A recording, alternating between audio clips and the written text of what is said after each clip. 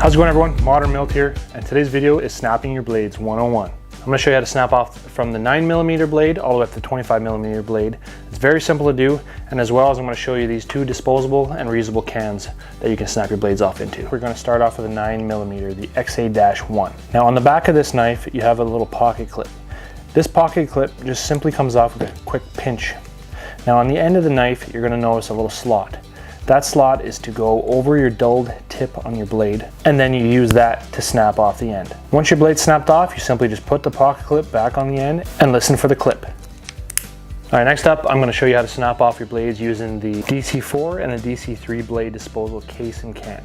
The DC3 model, once your can is full, you can just toss it in the trash and don't have to worry about your knife blades cutting through. So to start, you simply just open the sliding door on the side of the canister. You then put your dull tip into the disposal can slot, up to the break line on the blade. You then bend one way and it'll snap off. The dulled blade will fall into the can, and then you can close the lid. I like to use this in all my tool bags, especially when I'm working in a finished or occupied house. The DC4 is a reusable or disposable can, and to snap these blades off, all you need to do is push at the top where it shows push. That'll open up the slot for your dulled tips to go into. You then just snap and bend the dulled tips into the can. Once your container is full, you use a Phillips screwdriver to undo the screw, open it, and then dispose of the blades properly.